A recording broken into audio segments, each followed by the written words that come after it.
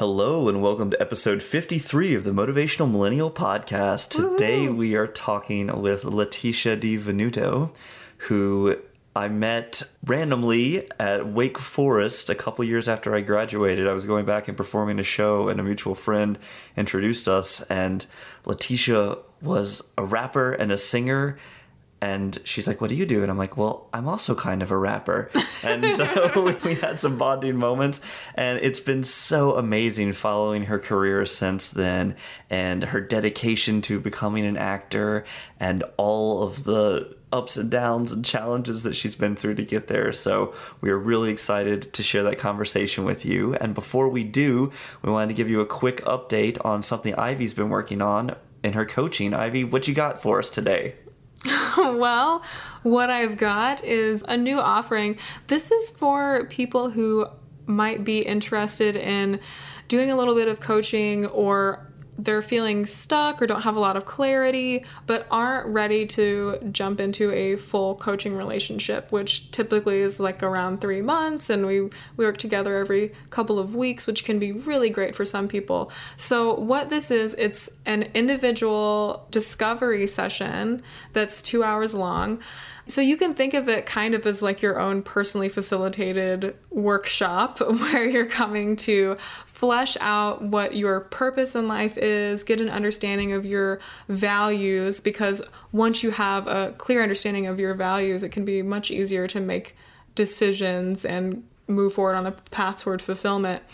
And then there are also a couple of other activities that we would do just to really get you a solid foundation to move forward, accomplishing whatever dream or goal that you have in front of you. So if you are interested in that, just give me a shout. It's IVY at motivationalmillennial.com, and millennial is MILLENNIAL. If nothing else, at the end of listening to 53 of our podcast, you'll know how to spell millennial. Yeah, it's definitely, having been through some of Ivy's coaching, it is truly transformative in helping you understand who you are, who you want to be, and how to connect those two to each other. So without further ado, we will jump into our conversation with Latisha, and we hope you stick around afterwards for our after show where Ivy and I share some of our biggest takeaways. All right, right on.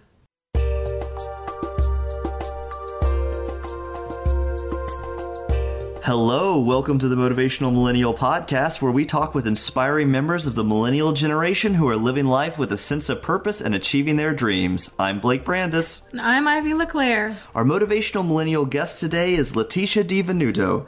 After a life-threatening hospitalization in 2011 from an unforeseen development of type 1 diabetes, Latisha decided that life was too short not to live for her true passions, the arts and humanities.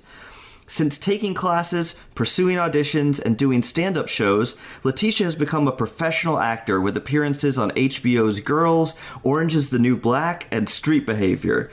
In addition to acting, she loves music, dancing like nobody is watching, and doing marathons of TV shows. Latisha, welcome to the show. Hi, how are you guys doing? Oh, we're great, thank you. We are so excited to have you with us today. And we'd love to hear more about what you're up to at the moment and what you love so much about it. Yes, so right now I am chilling in my kitchen. No, I'm just kidding. Right now I'm kind of just, I'm kind of in this really, really fun transition period because I just got off of my episode of Girls airing called The Bounce. And in between that happening and now, it's been really interesting because I've never really had this much attention from industry executives. So I've met with quite a few managers. I met with CBS Casting and did a general audition. And I had a couple of people reach out via email saying that they really loved the episode. And a couple of casting directors who I've met throughout the years reached out to me and said, oh my gosh, it was so awesome getting to see you like really shine in a role on TV. So I've kind of just been soaking that all in.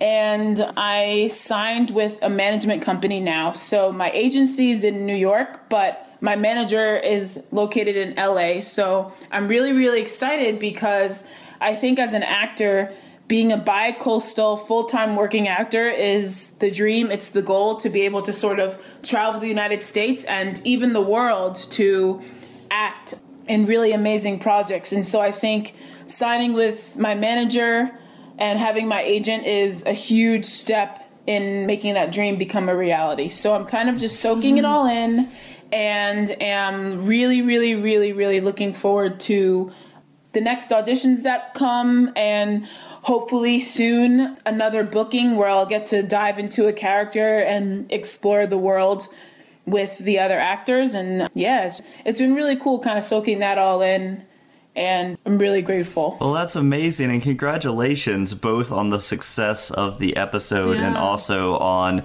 the industry acknowledgement and building your team, which is a real testament as well. And I have so many follow-up questions, but the first one, I was wondering if you could talk some about what it's been like for you since the episode of Girls aired and seeing that impact on such a larger scale, you know, because you've been doing this for a long time, and we'll definitely go into all the road leading up to this. But what's that been like for you? It's been really interesting because normally I feel like I share a lot of things on my personal Facebook page, and I also share a lot of career updates on my Twitter account and on my Facebook fan page account. But up until this point, mostly it's just been friends and family cheering for me, rooting me on, saying like, you know, we're rooting for you, like we can't wait to see what's next and all of that. But after the episode aired, I had people who I don't know reach out to me and say that they really enjoyed the episode and they loved the character, and a few people even said that it was their favorite episode of the series ever. So to me, it's been really humbling that I was able to participate in a series that is so well received and is so well loved by fans of the show, but then also to have them reach out to me on Instagram or on Twitter or on my Facebook fan page has been really, really cool, because it goes to show that even though it's an acting part and my character was only there for one episode, that she did have an impact and people enjoyed what she had to say and how she helped Andrew Rannells, his character's name's Elijah, in the episode get into this good place. And so he was able to, if I don't want to spoil anything, but it leads him to having a really happy ending. That's awesome. And what was it like for you to play that role of Athena? Because I definitely saw some of the Latisha I know in it, but in some ways it definitely felt like a little edgier. And what was that like for you playing that role? Yeah. Well, okay, so here's what happens when I normally get an audition scene. Normally, I take a look at the scene and I say, okay, like, awesome, and I'm excited to be having any audition. But I remember in this particular instance, I got the scenes and I was like, oh my gosh, like, I can not only nail this, but I can like dunk it, flip it, like alley-oop it, like whatever you need me to do with these, like I can. Like I just felt like so confident, and it's only happened maybe 2 or 3 other times with scenes where I've been like, wow, I like 100% know who this character is, and I 100% feel like I can be authentically myself, but authentically the character, and bring that to the table. So I remember reading them and thinking, okay, this girl is kind of like maybe a version of me when I was like 17 or 16, where I just thought I was like all that and a bag of chips. And I thought that like there was like nothing to worry about in the world except for like what the day threw at me. So I remember being that age and having all that confidence and not letting anything like get in my way and drag me down. And so it was nice to see that this character was just so confident, and she cared like so much, not only about herself, but about the people around her that she saw at the audition, which in this episode was Elijah. And so I remember seeing the sides, and I was practicing the lines with my friend over the phone, and he's like, oh my God, I don't see anybody else saying the line like that, like, woo, and I'm like, yeah, woo. I was just putting like, putting so much personality and spunk into it, which was really, really great. And then in terms of her edginess, I would say, yeah, I think she is a little bolder than me with regards to some of the vocabulary she uses, for sure. But that's also part of the premium cable beauty, is that these characters are really able to say like what people would say in these scenarios without having to edit or censor themselves. Yeah. So I think that's kind of what they were doing with that character, was making sure that she was fun and upbeat and spunky, but also not censored. So that was really, really awesome. And yeah, so I remember I went into the audition. It was a Monday, and there were 3 scenes that we did at the audition. I did each scene only once, and I feel like normally in an audition I get a direction or a redirect, but these scenes I only did one time, so it kind of was like a one and done, as I like to say. And then I had to prepare a song and a rap, because I guess they wanted to see, you know, could the person sing? Could they move around a bit? So I prepared Big, Blonde, and Beautiful from Hairspray, but I actually mashed it up a little bit with some Biggie Smalls and Hamilton. Now people know, if you don't know now, you know, from Hamilton, but it's originally a Biggie Smalls line. So I remember I had so much fun getting to do that and kind of just dance around, and I was all over the place, probably not in frame of the camera at all. But I think maybe that's what they loved when they saw the tape, was that I just was giving it 100%. I wasn't holding back, and I think that's the confidence that they wanted for that character. I remember I went home that night and I was like, wow, like this character, I don't want to let her go. And I don't know if I'm going to book it, because, you know, the odds of booking are very, very slim, because sometimes they're seeing, you know, 20, 50, 75. You never really know how many people they're seeing for a role. And so I'm like, I can't get too attached. But I remember I told my mom, I was like, I really felt so good about how I did in this audition, and I really want you to see it. But I was like, I can't do it justice by just like doing it here. Like, I really wish you could watch the audition tape or something, because I feel like you would love it. And she's like, don't worry, honey. If not this one, then I'm sure you'll get another one soon. And I was like, yeah, and you know, whoever gets it, congratulations, because I'm sure they'll have a blast and blah, blah, blah. And then the next morning I was getting ready for a different audition, and my agent called and said, hey, so I know you're probably on the way to the city for the audition for this indie film, but they really loved your tape yesterday, and we were wondering if you could come in at 1:20 to do a chemistry read with the actor. And I was like, what? Yeah, of course. Of course I can. And I didn't have the right outfit, because they always say, like, if you get a call back, wear the same outfit or something really similar. And I was wearing basketball shorts and a Tupac shirt, because the character I was auditioning for earlier that day was like a street baller who was a little bit tough. So I was like, all right, let me wear my shorts and my Tupac shirt. This is going to be great. And then I remember being like, should I have my mom meet me halfway and bring me clothes? What should happen? And they were talking with casting, and they ended up saying, okay, no, it's fine. You can stay in the basketball shorts and the Tupac. And so I did the chemistry read with Andrew. I had a blast. And then I think maybe like 2 hours later is when I got the phone call that I booked the part. And then the next day we were on set filming. Wow, that is such an epic journey. Thank you for taking us through it. You've mentioned a couple times about your family, and I was wondering if you would be comfortable just talking a little bit about your family and your upbringing, because you wrote that post, maybe it was a year or two ago, that went viral on Facebook about your family, and I just thought it was so beautiful and poignant. And I don't know if that's something you are comfortable talking about, but if so, I just was curious if you could talk about it a little bit. Oh, sure, yeah. So I am adopted, and I'm an African-American female, and I'm adopted by 2 mothers, and they're both Caucasian.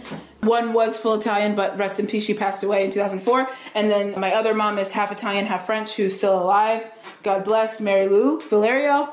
And so I was adopted by 2 moms, and my siblings are from different biological families than me, but they were also adopted by our moms.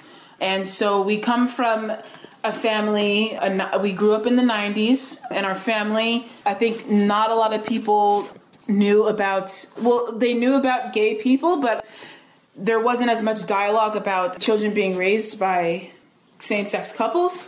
But for me, that was my normal. I went to a school from second grade until high school, where my family was 100% accepted and we didn't have any issues with regards to the interracial family or having a family with same-sex couple.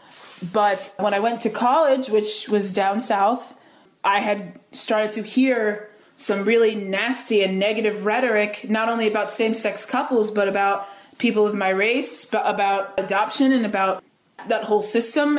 And so to me, it was culture shock, and it opened my eyes to the fact that some people don't understand, nor do they want to understand, that families do look different. There's a lot of families where a single mom or a single dad or an aunt or an uncle are raising children, or maybe even an older brother or an older sister are raising children. There are couples who are same-sex who are raising children. There are some families who get married and they want no children at all. And I think people were in society so used to family being a certain thing and looking a certain way. And that meant that everyone was biologically related and there was a mother and a father and there wasn't much else. Even though it existed, it wasn't talked about and it wasn't out in the open. And so I think for me, it gets discouraging when people talk so negatively about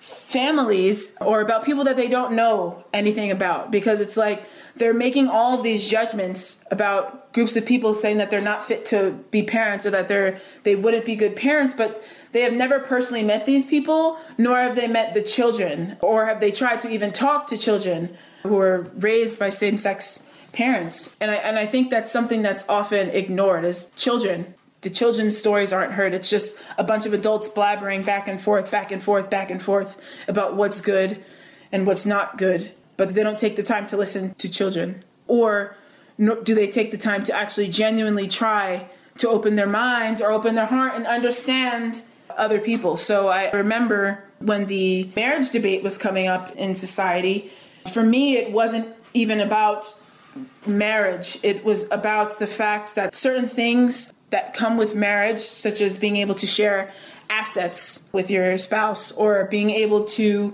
visit your loved one's deathbed, things that a lot of same-sex couples for the longest time had been denied because legally they didn't have those protections, was something that really hurt me, hearing that people, even knowing that you don't have to agree about a same-sex couple at all, but even hearing that they didn't care about things like that was disheartening. And then hearing that people would say, oh, well, those adopted kids are better off with their biological families, even if our biological families truly were not fit to parent because they were addicted to drugs or had alcohol issues or issues with violence and domestic abuse and things. And they're saying that those situations are better strictly because A, they're blood related, and B, it's a male and a female couple, is something to me that blows my mind. Because I'm like, wait, hold on.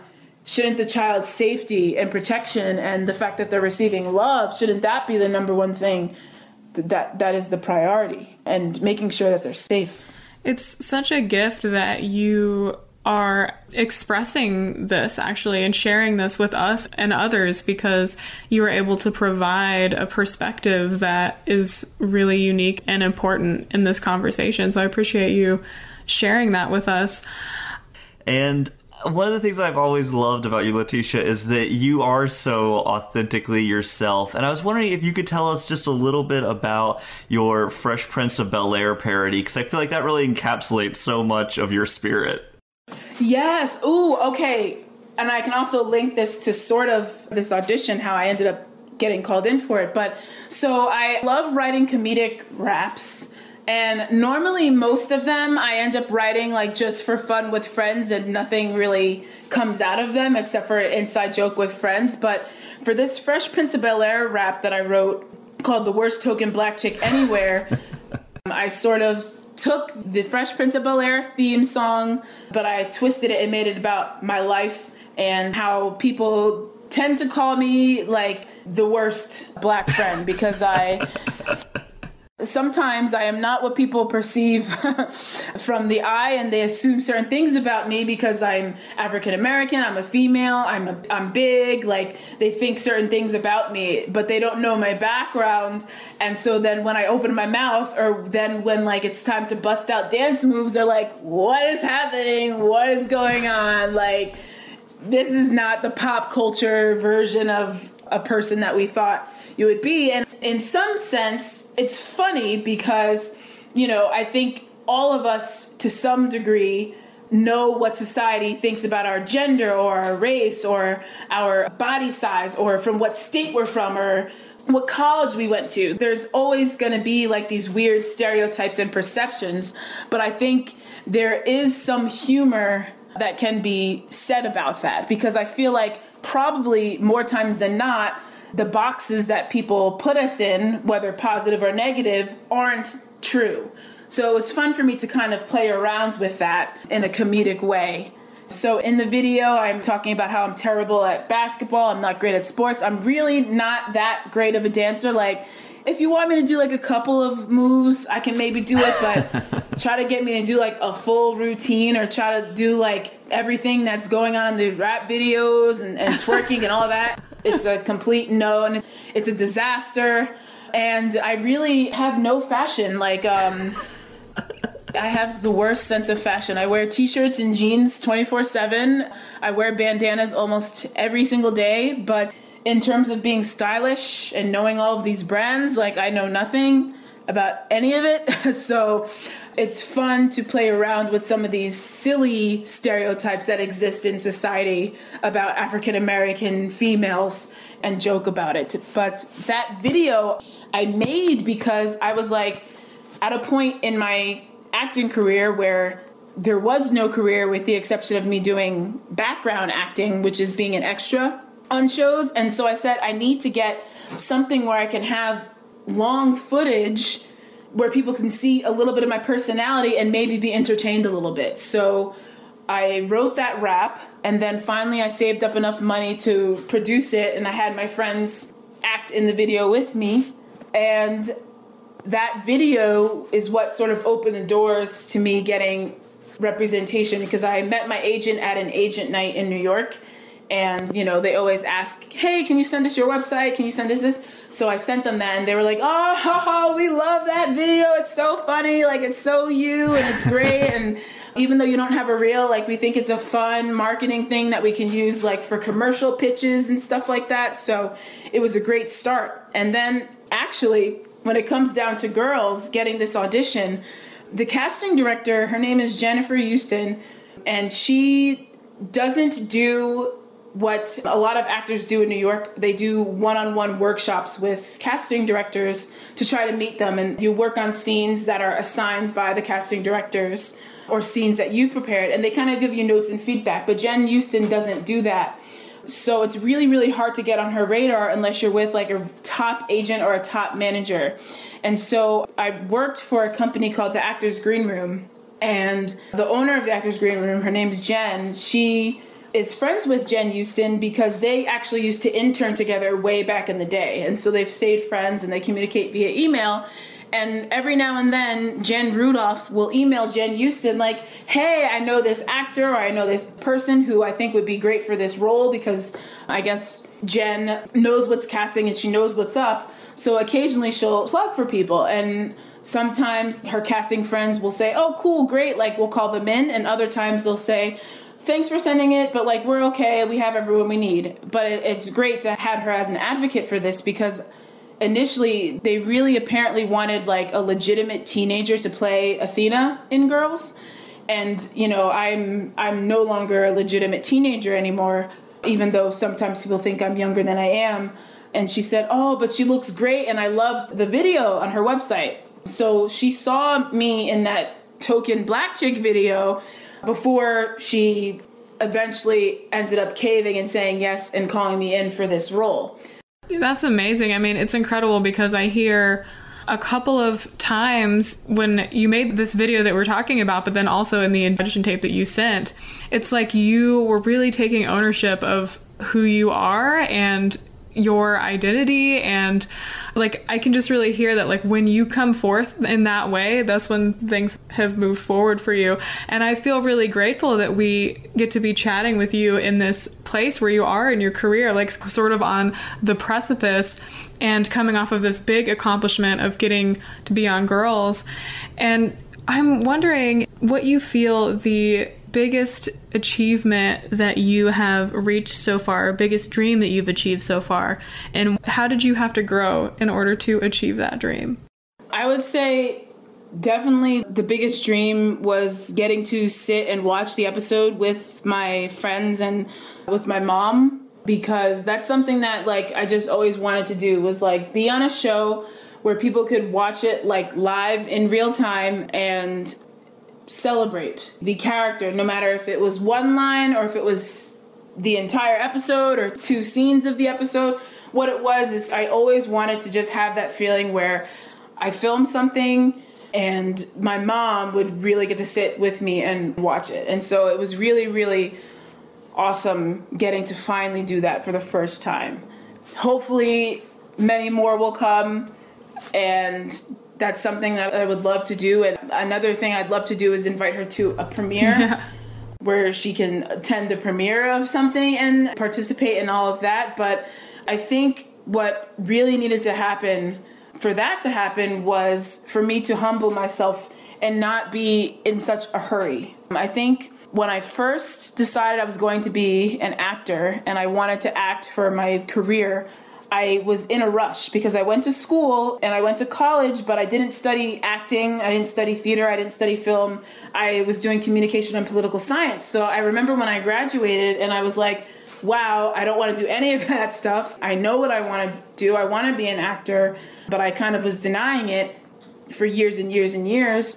I was like, I need to hurry. And like, I need to be on 17 TV shows. I need to be on blah, blah, blah movies. And I need to do all these things. And I need to take 6,000 classes. And I remember I was running around like a chicken whose head got cut off trying to make up for lost time, so to speak, because I thought, wow, I don't have training like a lot of people in New York do. I don't know the business. I don't know the industry. And so I was taking a lot of classes that were fun and I met awesome people, but they might not have been the most fruitful thing for me to do. And I even had gotten myself into a theater scam at one point because I was just so excited to hear I had been cast in a play, and I ignored all these red flags. Like, they wanted a membership fee and it wasn't an equity. You know, if you're in Actors Equity or if you're in SAG-AFTRA, you have to pay membership dues, but like it wasn't that type of play. And so I kind of ignored that. And then we were rehearsing not in like a rehearsal studio. We were rehearsing in someone's random apartment in Harlem. And we never, ever, ever, not once ever did we actually see the space where this show was supposed to take place. And so there were a bunch of things that I was ignoring in that scenario because I was just like, well, I'm going to get to act on stage and I'm going to get to invite like my mom to the show, you know? And I think something I realized after that happened was that I have to sort of surrender this to God, and I have to surrender knowing that I know what I'm destined to do on this planet, whether if it's just Athena Dante or you know, hundreds or more roles in the future, having a really long career. I have to just trust that I am where I'm supposed to be at every given moment, in any given moment, whether it's a slow season and I have one audition in 2 months, or if it's a faster season and I'm having, you know, one audition a week, that I just have to trust. And I think learning that after that theater scam is when things started to really actually come into place that I wanted. So that after that, I had signed with a small management company in Pennsylvania, and they helped me get a local TV commercial. And then after that, I was taking classes that I really should have been taking and that were fruitful money-wise. I was taking improv classes at Upright Citizens Brigade. I was taking some drama classes with an acting teacher named Jeffrey Ziner. And those things, I think, helped lead the way to me getting my first ever exclusive legit agent, and then working now to be signed with my manager, is that I had just trusted that whatever was supposed to happen was going to happen. After you started trusting more and slowed down a little bit, how did your experience of your journey shift? I would say that what happened was I ended up being more grateful. I ended up being more grateful for every small step that I had accomplished. So instead of saying like, oh my gosh, I'm 25 years old and I haven't been on a network TV show, or I haven't had an audition for a network TV show, I would say, hey, you know what? I'm 25 years old and I am living my dream every single day because I am declaring that I am an actor and I am actively pursuing this dream. I'm not just keeping it to myself. I'm actively pursuing it no matter what ups and downs may come my way. Because I'm sure that even though I am signed with my agent and a manager now, that I'm sure there's going to be times where I'm going to get like so close to booking a role and it's going to go to someone else. Or there's going to be times where I show up 30 minutes late to an audition because the train is running so late, and then the casting director gets pissed at me and they'll be like, okay, we don't really want to like see her again because she showed up 30 minutes late to this appointment. You know, I'm sure maybe things like that will happen, but I think the difference is that I am open to receiving every good thing that comes my way, and I'm open to receiving every obstacle that may come my way, and I'm willing to handle all of it, knowing that the end game is going to be a beautiful thing. Well, that's an amazing perspective, and I think a really wonderful place of power to be coming from as well. And when you mentioned those obstacles, I'm wondering, what is one of the most significant challenges that you faced, either personal or professional, on your journey, and how did you overcome it? Well, I would say this. Well, I live in New Jersey, but predominantly I'm in New York for auditions. And I would say a huge professional challenge is that a lot of the shows that cast in New York City are procedural dramas. And procedural drama is a show like Law & Order SVU, Blue Bloods, Shades of Blue. And there's a certain type of actor that they're looking for on those shows, whether it's to be a small, not small because there's no such thing as a small part, but whether it's to be a character that has 1 line to 5 lines, or whether it's to be a recurring character or a series regular character. There's just a certain type of person that they want to be on those shows. And not that I can't handle material that comes my way, but I'm not sure if that is the type of show, or if those are the types of roles that if a casting director sees my headshot and my videos are going to say, oh, okay, let's bring her in. Additionally, I think for a lot of those shows, especially for the guest star characters and for the recurring or series regular characters, there's an age that is more popular for those, and that's not my age right now. And I think a challenge is making sure that I stay patient, knowing that Athena came out of the middle of nowhere. Before the Athena audition came, I hadn't had an audition since, I think the Athena audition was June 14th, or was it June 13th? Whatever that Monday was of 2016. And I hadn't had audition since April 12th. So it was a little bit over 2 months between getting the Athena audition and when I had my last audition. So it can be very, very slow, as much as I will watch a TV show and I'll be like, oh my gosh, like I totally could be on this show, or oh my gosh, like it looked like they had so much fun on this, or oh my gosh, like I know I'm not a quote unquote name celebrity, who I'm not super, super well connected like a lot of actors who end up being on some of the comedy shows that are in New York. They're super well connected in the comedy world, whether it's stand-up or whether they're improvisers and know the producers and writers of the show and so on and so forth. That's something that I don't have in my cards. But at the end of the day, again, I just have to be patient, and I have to know that more roles like Athena will pop up randomly and maybe when I'm not expecting it. And as long as I'm just willing to give my 100% to every single audition that comes, whether, I get that tingly feeling like, oh my goodness, like this person, I can so be her, I can so see myself doing this, like, or whether it's like me feeling like it's a little bit of a struggle. I had an audition where a couple weeks ago where I had to do a monologue and the character's brother had been shot and killed. And for me, it was a challenge doing that for a few reasons. One, because they wanted a certain dialect and I didn't have it.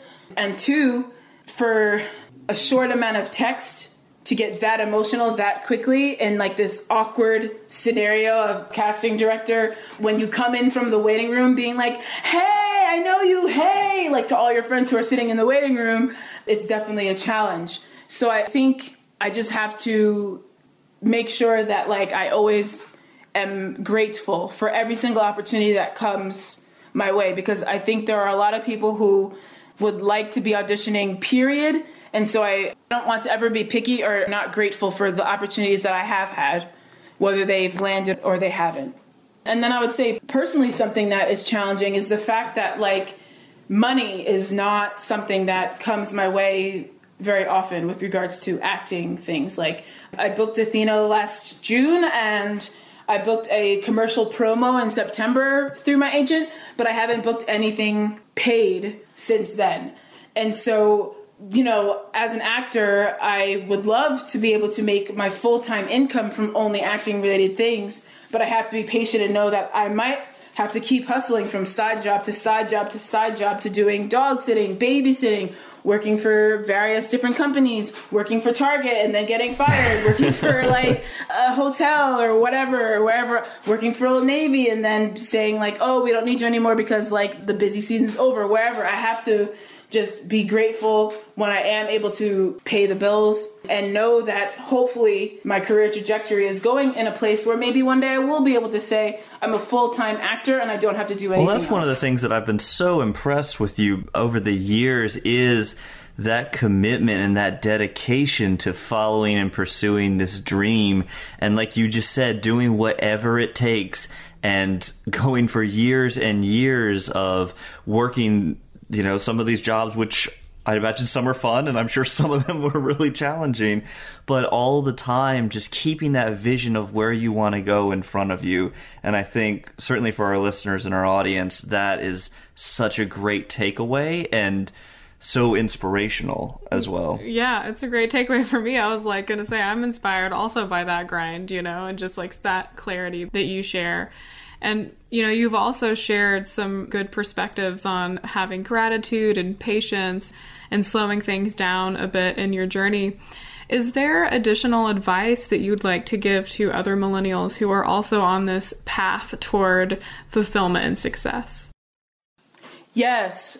I would say that if you have a dream and if you have something, anything that you're passionate about, whether it's related to your career or whether it's related to, say, like you want to get married so badly and just like you haven't met that person yet, or if your goal is to be out of debt 100%, say maybe you have 50K, 100K in student loan debt and like it just seems like it's not coming and it's not happening, like keep going, because as long as you have air in your lungs and as long as you are alive, there's always going to be an opportunity to move towards your dream and towards your goals and towards your successes. And to just cherish every single small step along the way. Like whether, say, maybe you had credit card debt and you had your student loan debt and you were able to actually pay off one of your credit cards and close it.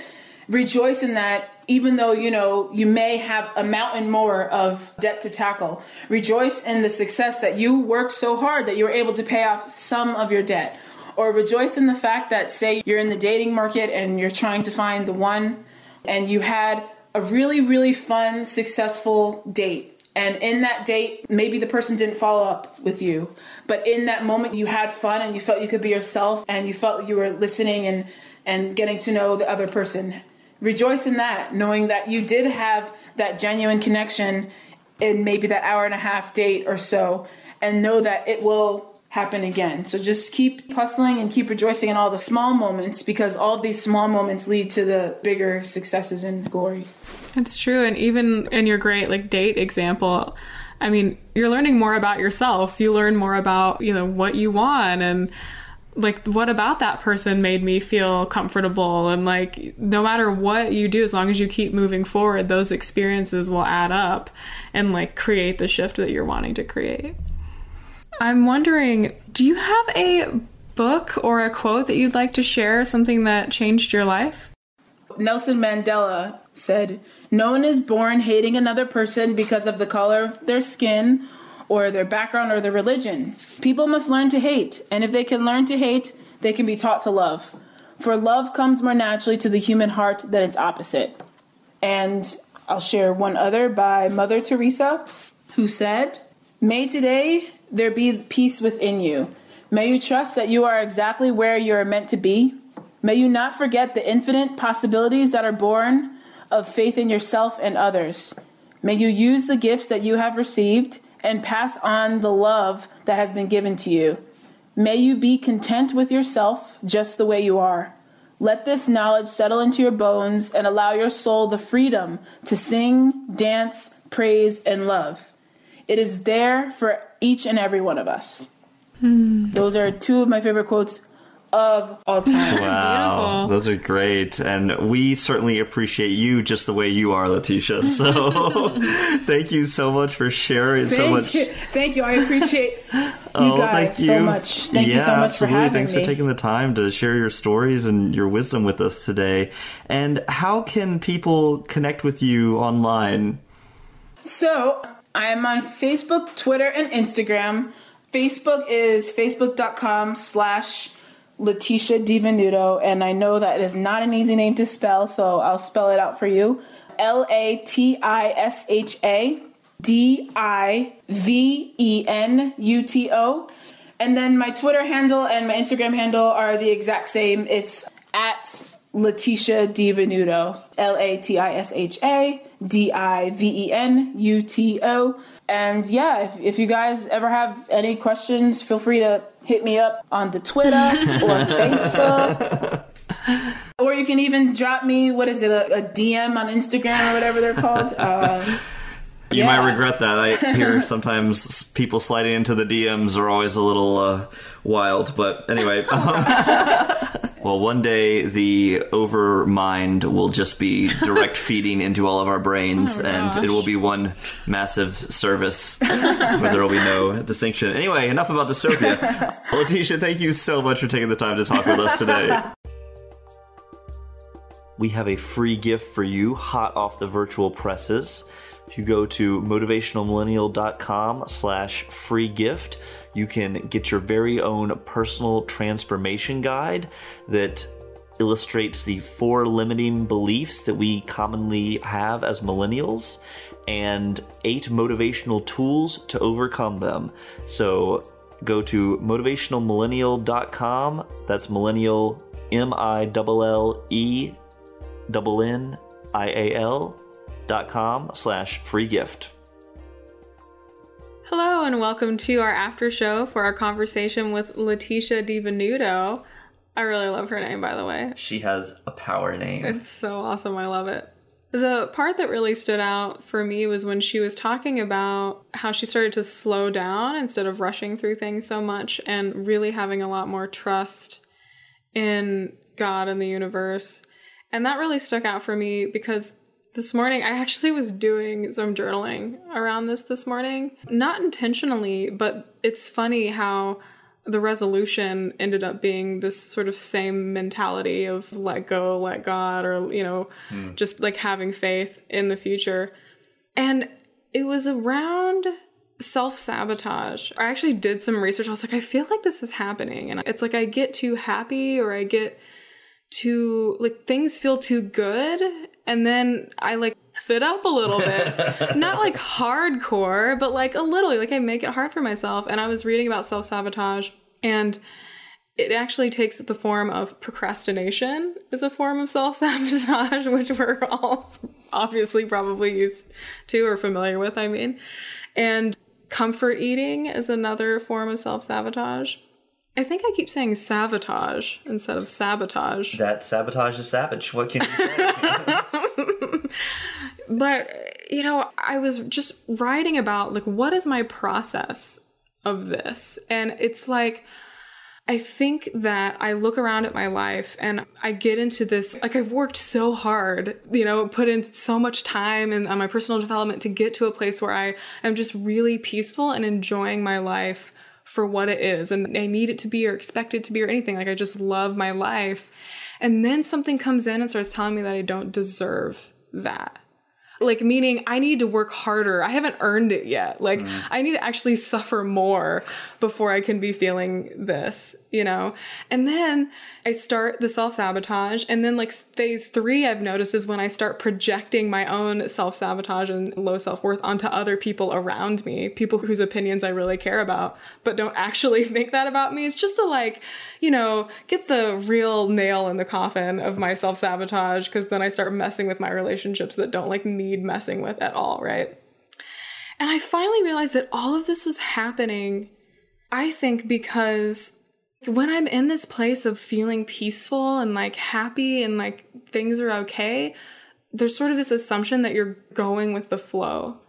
And for somebody who has real control issues, like myself, like, going with the flow is really scary. I'm, like, just gonna say that word. Like, it's so scary to just be like, release the outcome. Like, and those are things that I really believe, but, like, in practice, I actually think terrify me, because I'm just like, okay, I'm going to go with the flow. And then you sort of think that going with the flow means, like, life is like this lazy river. But in reality, life is more like whitewater rafting or something, Surfing.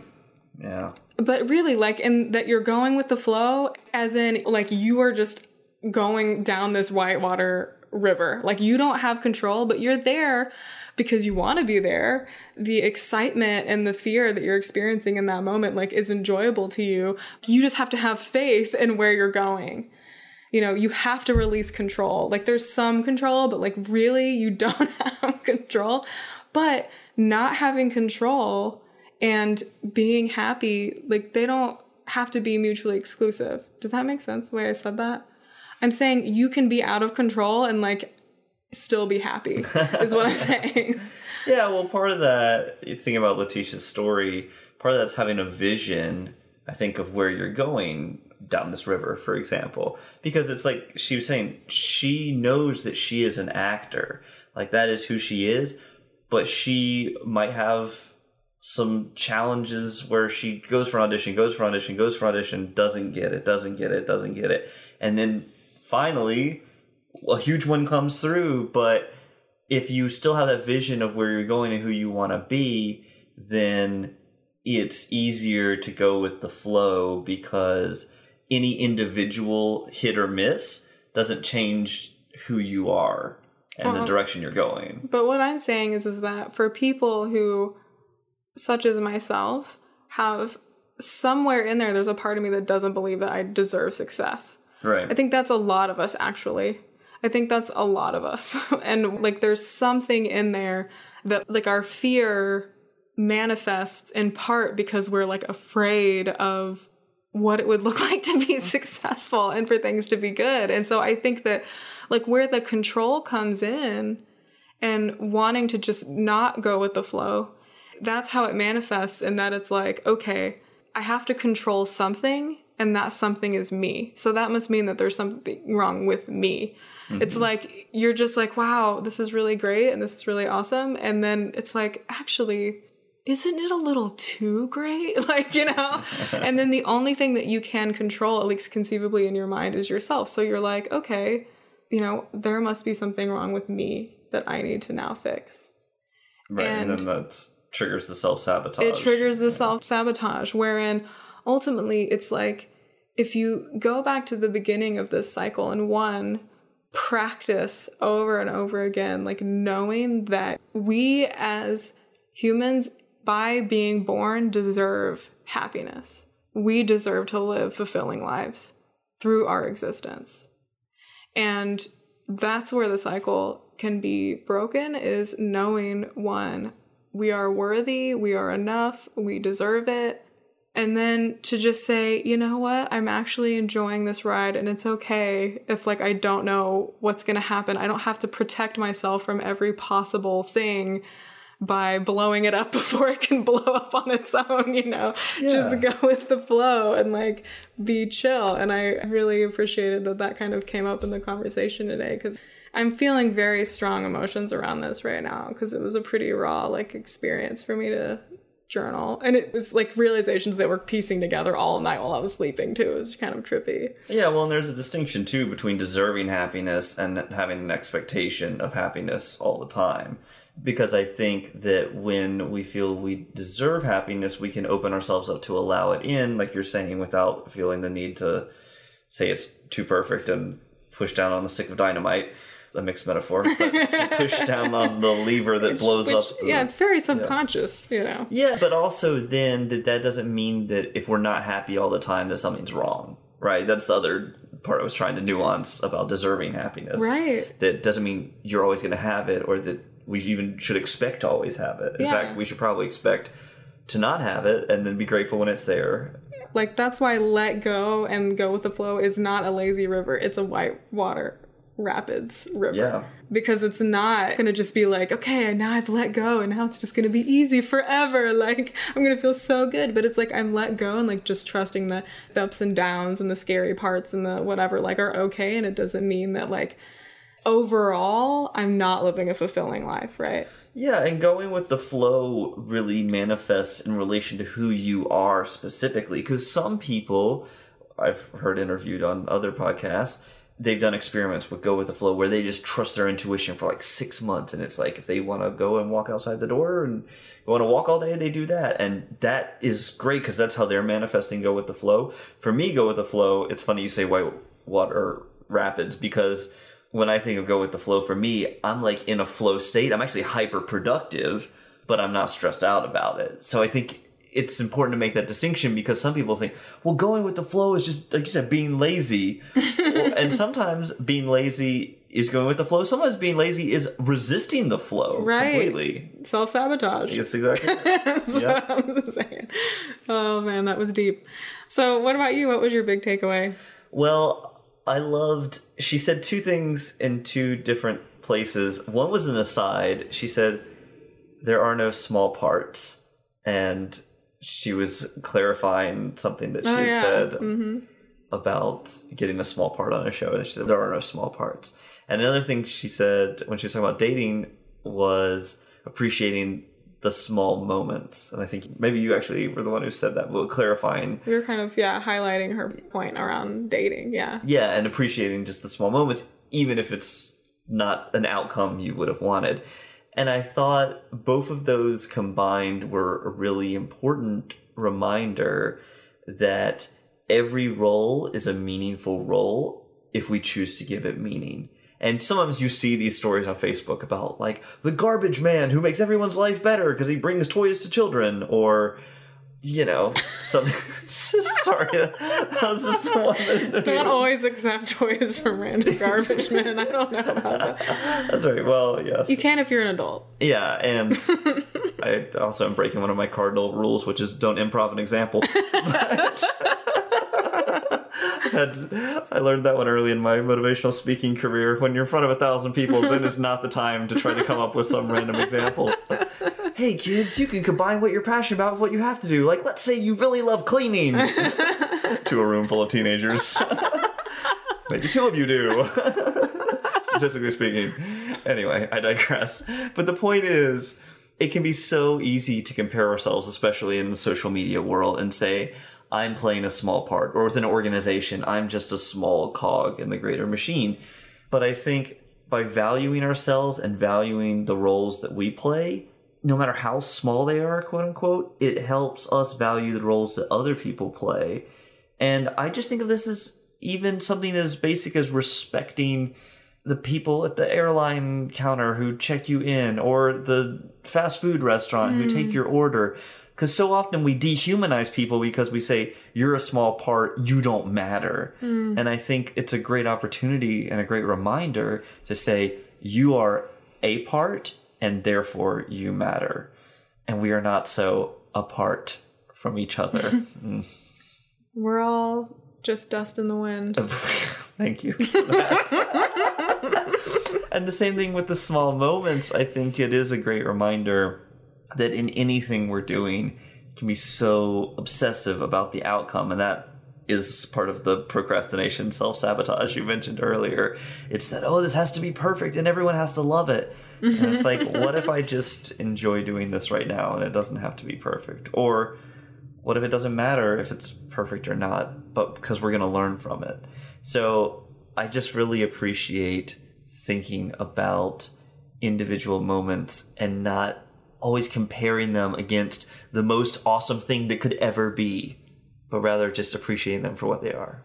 And that's really where true, happiness and fulfillment in some ways is, right? It's just being in the present and enjoying the journey for what it is. Yeah. That's the recipe for happiness. Yeah. We solved it. High five.